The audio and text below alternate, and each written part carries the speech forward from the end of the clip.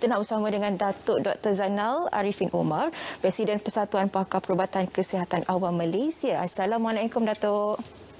Waalaikumsalam, Syafiqah dan Ridwan, ya, saya. Baik, Datuk, bila seperti mana Ridwan katakan tadi dan saya juga katakan, varian ini bermulanya di India, tapi tidak lama selepas itu ia terus menyerang ke negara kita dan ia merupakan satu ancaman yang perlu kita hadapi kini kerana kita boleh tengok saban hari peningkatan kes COVID-19 di Malaysia semakin lama semakin meningkat. Kalau boleh, sebelum kita perincikan mengenai varian Delta ini, Datuk boleh terangkan juga kepada kita bagaimana sebenarnya situasi terkini secara global dan khususnya di Malaysia berkenaan dengan varian Delta ini. Ya, betul. Varian Delta ni sebenarnya telah katakan bermula daripada yang dikatakan tadi, mula daripada India dan sekarang telah menjadi dominan. Bermakna kebanyakan kes-kes COVID-19 yang berlaku di kebanyakan tempat di dunia, sama ada di Amerika, di Eropah, di Asia, di Afrika dan sebagainya, adalah terdiri daripada varian Delta, ya. Ini juga berlaku di negara kita, ya, yang mana statistik yang dikeluarkan oleh Kementerian Kesihatan Malaysia yang menunjukkan bahawa varian Delta ini telah wujud di dalam jangkitan boleh katakan di hampir di semua negeri-negeri, iaitu bila mereka membuatkan surveillance ataupun genome sequencing lah untuk jangkitan-jangkitan COVID-19. Jadi memang pertama, dia telah menjadi dominan dan dia akan terus menjadi dominan untuk pada masa yang lama lah. Ya, saya. Jadi kalau kita lihat simptom terhadap jika seseorang itu dijangkiti oleh varian Delta itu, simptomnya seperti demam, selsema, batuk dan juga sesak nafas. Ia berbeza dengan apabila terkena dengan jangkitan varian biasa. Jadi persoalannya di sini, adakah simptom-simptom yang pesakit itu terima, seperti yang mana saya katakan tadi, batuk dan sebagainya, itu akan memberi implikasi kepada organ dalaman pesakit tersebut jika seseorang itu terkena varian Delta ini? Ya, sebenarnya ada beberapa kajian, terutama di di Eropah, yang mengatakan bahawa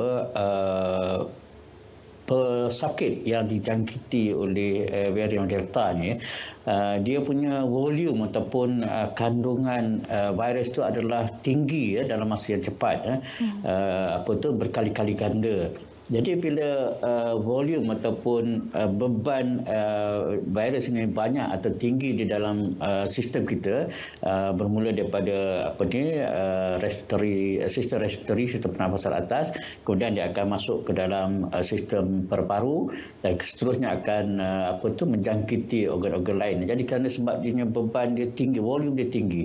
Jadi memang kajian-kajian mendapati bahawa pertama dia menyebabkan penyebaran yang cepat.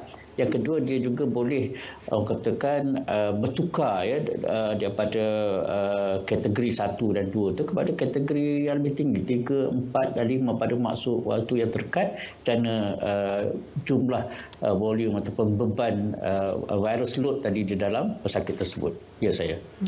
Kalau kita lihat varian ni ialah jenis virus itu tersebut, kita tahu ada variant of interest, kita ada variant of concern, dan varian Delta ini duduknya di bawah variant of concern bersama dengan ada Alpha, ada juga Beta. Tapi perbezaan di antara Delta dan juga Alpha dan juga Beta ini, kalau kita perhatikan dari segi R0 sahaja memang dah cukup berbeza, sebab varian Delta ini 5 ke 8 dia punya R0 dia. Apa yang Datuk boleh perincikan mengenai betapa ganasnya sebenarnya varian Delta ini berbanding varian-varian yang lain? Ya, sebenarnya varian Delta ni kita kena faham, selalu dikatakan bahawa virus ni dia punya sifat semula jadi untuk mengubah struktur dia untuk survival, untuk dia hidup ataupun lebih lama, dan mudah untuk mengatasi sistem imun host dia, iaitu pesakit yang telah dijangkiti lah. Jadi kita lihat bahawa varian Delta ni telah mengubah struktur yang menyebabkan, pertama, dia boleh skip ataupun dia melalui sistem imuniti manusia. Kemudian dia akan terus memasuki ke dalam sistem-sistem, bermula daripada sistem pernafasan atas, kemudian sistem paru-paru. Jadi kerana itu varian Delta ni begitu dominan, dan begitu juga mereka juga dapat orang katakan mengatasi sistem imuniti manusia ataupun host tadi. Kerana itu orang katakan dia cepat merebak di seluruh dunia, pertama. Yang kedua, dia juga menyebabkan serius ataupun penyakit itu kepada pesakit-pesakit tersebut. Ya, saya. Okey. Kalau kita faham juga COVID-19 ini dia menjangkiti sesiapa sahaja, hatta daripada kanak-kanak sehinggalah orang tua. Tetapi dalam satu kajian yang dilakukan di Eropah dan juga Amerika Syarikat, mereka mengatakan bahawa varian Delta ini lebih mudah menjangkiti golongan berusia lebih 50 tahun ke atas. Jadi adakah disebabkan oleh golongan ini yang lebih fragile ataupun vulnerable terhadap kesihatan dan juga antibodinya yang lemah dan sebagainya, yang boleh menyebabkan varian Delta ini lebih mudah menyerang mereka berbanding dengan umur yang kurang daripada 50, ataupun bagaimanakah keadaan di Malaysia pada ketika ini? Ya, apa yang kajian yang kita lihat bahawa memang betul ya, varian Delta ni pertama dia banyak memberi kesan atau menjangkiti atau memberi kesan yang serius kepada golongan dewasa, iaitu 50 tahun hingga ke atas ya. Pertama, ya betul, memang peringkat umur begini mereka punya sistem pertahanan badan, sistem kesihatan, dan ada setengah-setengah juga mempunyai faktor-faktor risiko yang lain. Jadi mereka lebih vulnerable atau rentan pertama untuk mendapat jangkitan. Kemudian bila telah mendapat jangkitan, mereka akan berubah daripada penyakit ringan kategori 1 dan 2 kepada kategori 3 dan 4. Jadi ini adalah sangat orang katakan memang berlaku dan dilihat di merata tempat di dunia yang mana varian Delta telah menjangkiti manusia, termasuk juga berlaku di negara kita ya. Tapi walau bagaimanapun, kita mesti ingat juga bahawa varian Delta juga boleh memberi kesan kepada golongan bawah 50 tahun, terutama jika mereka tidak mempunyai vaksinasi ataupun mereka mempunyai faktor risiko seperti penyakit darah tinggi, diabetes, obesiti, dan juga bagi kalangan-kalangan yang perokok lah. Ya, saya kata ini memang faktor yang telah dikenal pasti sebagai membantu untuk perebakan dan seriousness of this COVID-19. Ya, saya. Kalau kita tengok simptom klasik untuk virus COVID-19 ini ialah seperti batuk, demam, sesama. Tapi bagaimana pula dengan varian Delta ini? Apakah simptom yang membezakan antara varian Delta dan juga varian yang lain? Ya, biasanya apa yang dilaporkan ya bahawa untuk varian ataupun COVID-19 virus yang sebelum ni atau dipanggil original ataupun alpha dan sebagainya, mereka banyak yang tidak mempunyai simptom ataupun asymptomatic. Kemudian mereka mempunyai simptom yang ringan seperti demam ringan, sesama dan sebagainya ya.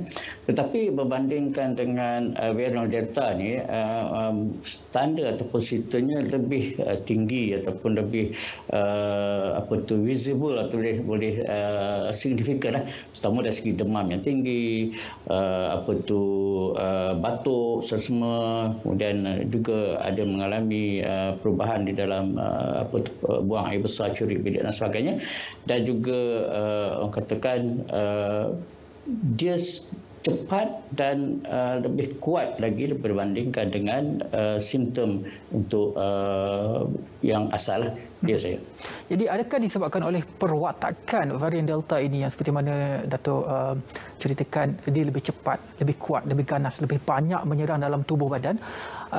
Kita tahu apabila seseorang itu dijangkiti oleh COVID-19 juga ada satu simptom selepas daripada mereka negatif, dipanggilkan simptom long COVID ataupun kesan selepas daripada jangkitan tersebut adalah long COVID yang juga memberi kesan kepada kesihatan seperti paru-paru dan sebagainya. Jadi adakah varian Delta ini juga boleh memberi kesan sebegitu? Dan kita difahamkan juga kes semalam pun dicatatkan sebanyak kes kematian dicatatkan lebih daripada nilai 200. Adakah kebarangkalian jika seseorang itu terkena varian Delta, dia akan terkena long COVID, dan yang kedua boleh membawa kepada kematian?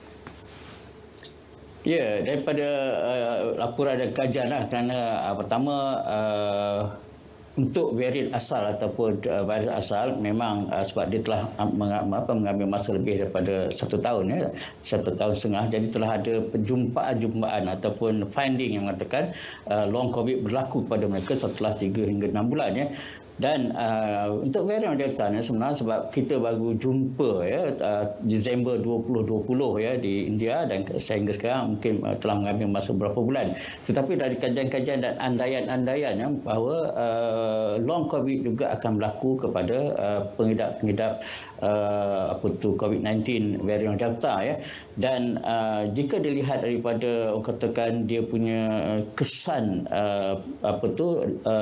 varian Delta, terutama dari segi load tadi ataupun volume dan juga serangan varian Delta ni kepada organ-organ dengan cepat seperti sistem paru-paru, sistem buah pinggang dan sebagainya. Jadi kesan long COVID tu dijangkakan akan lebih tinggi dan lebih banyaklah untuk pengidap-pengidap COVID-19 ni. Jadi itu yang penting untuk kita ingat, dan kita kalau boleh kita untuk mengelakkan daripada jangkitan COVID-19, kerana pada masa ini yang banyaknya adalah daripada varian Delta ini. Ya saya. Dengan program imunisasi COVID-19 kebangsaan yang giat dipertingkatkan kini, adakah sebenarnya vaksin yang sedia ada mampu untuk melindungi kita daripada varian Delta ini, Datuk?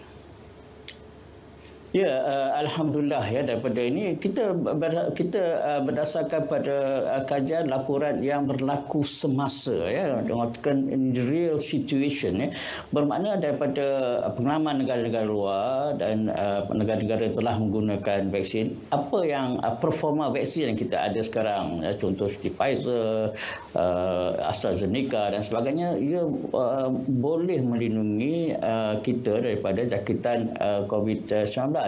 Walaupun ada yang mengatakan bahawa effectiveness atau kebersihanannya agak turun sedikit dibandingkan dengan varian asal, tetapi ini tidak bermakna tidak melindungi. Jadi apa yang penting adalah kita semua mendapatkan suntikan vaksin ini, tak kira apa jenis, kerana memang terbukti dari pengalaman bahawa vaksin ini dapat melindungi semua jenis varian termasuk varian Delta yang ada sekarang. Ya saya. Jadi kalau kita lihat program imunisasi COVID-19 kebangsaan mensasarkan untuk kita memvaksinkan lebih daripada 80% populasi dewasa masyarakat Malaysia. Dalam masa yang sama, kalau kita lihat sekarang, kita sudah pun melebihi 28% populasi dewasa yang telah pun divaksinkan 2 dos. Tapi dalam masa yang sama, kalau kita lihat dari segi nilai kes positif juga meningkat.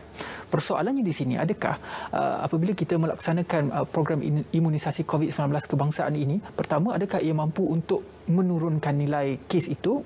Dalam masa yang sama, adakah ia mampu juga untuk melawan dan juga meminimumkan risiko daripada jangkitan varian Delta ini kepada kita semua?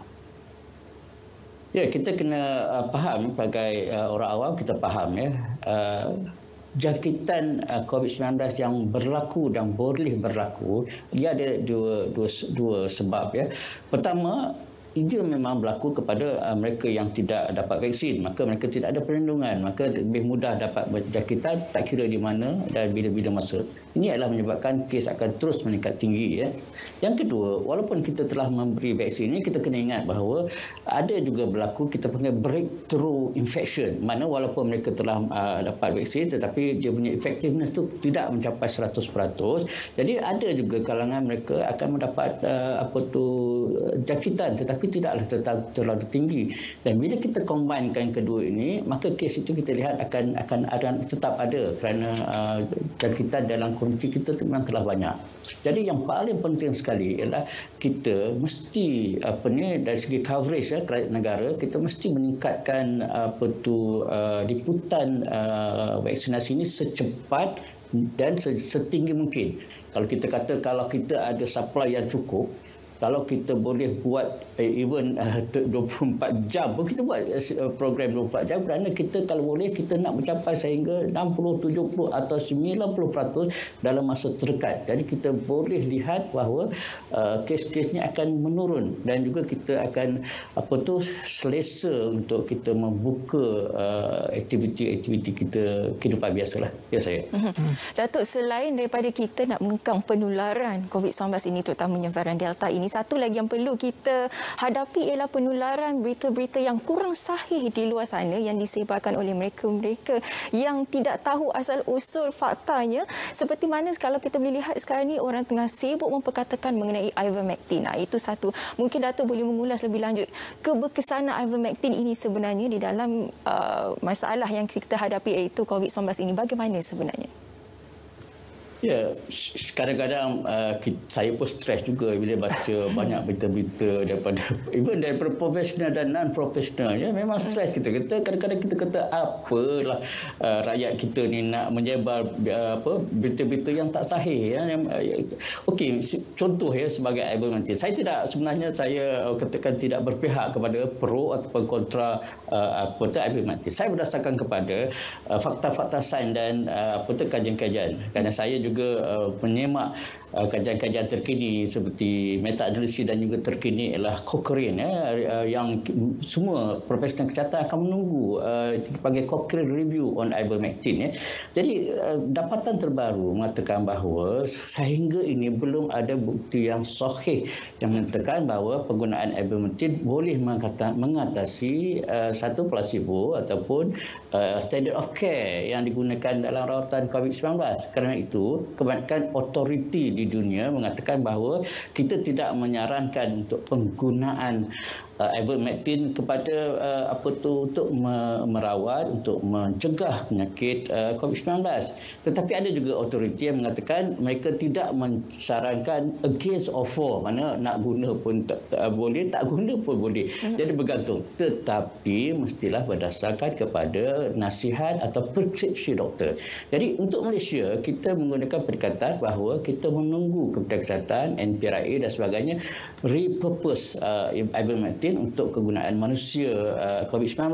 Walaupun ini saya kena betul, ada orang katakan ivermectin untuk binatang, bukan. Seperti fakta sains, ivermectin telah digunakan dan boleh digunakan untuk manusia tetapi untuk penyakit lain, cacing dan lain parasit, tetapi bukan untuk COVID-19. Jadi untuk COVID-19 di Malaysia ini kita punya polisi ialah tunggu sehingga NPRA dan Kementerian Kesihatan selesai mengkaji, sebab kita masih menunggu beberapa kajian seperti kajian prinsipal oleh Oxford dan kita punya ITEC di KKM. Jadi untuk negara luar ada setengah tu dengan bimbingan doktor. Jadi saya rasa sebab bukti belum mencukupi untuk kita mengesahkan bahawa penggunaan ivermectin boleh digunakan untuk merawat COVID-19, ya. Itu yang terkini lah fakta sainsnya. Itulah katanya sebab sekarang dalam usaha kerajaan untuk menangani wabak COVID-19, dalam masa yang sama juga kita perlu menangani penyebaran berita-berita yang tidak sahih ini. Itu sebenarnya salah satu lagi inisiatif yang telah pun diusahakan oleh kerajaan. Kerana itulah sebarang saja apa berita yang anda terima, anda boleh menyemak di portal sebenarnya .my. Sama ada ia betul ataupun salah, di situ boleh dipastikan sama ada berita tersebut betul ataupun salah. Baiklah, Datuk, mungkin kata-kata akhir Datuk, pesanan Datuk tentang bahayanya varian Delta ini dan juga pesanan Datuk untuk kita sentiasa beringat dalam kita menentang COVID-19 ini. Okey, untuk varian Delta dan juga semua jenis infeksi COVID-19 ni, pertama, dapatkan vaksin secepat mungkin, 2 dos. Yang kedua, kita amalkan kita punya SOP. Walaupun kita dah ada 2 dos, pakai mask, jarak 1 meter, avoid crowd dan duduk di tempat yang mempunyai ventilasi yang bagus. Kalau kita dalam bilik dan sebagainya, ventilation yang bagus. Dan yang penting pada kita rakyat Malaysia ialah kita amalkan cara hidup sihat. Jaga pemakanan, tidak merokok, tidak minum alkohol dan kita banyakkan exercise sama ada fizikal dan juga kita mengurangkan stres kita. Jadi kita combinekan vaksin, SOP, healthy lifestyle, insya-Allah kita akan selamat. Ya, insya-Allah. Insya-Allah. Baik, terima kasih Datuk Dr. Zainal Arifin Omar, Presiden Persatuan Pakar Perubatan Kesihatan Awam Malaysia yang sudi berkongsi dengan kita perincian mengenai varian Delta hari ini. Terima kasih Datuk.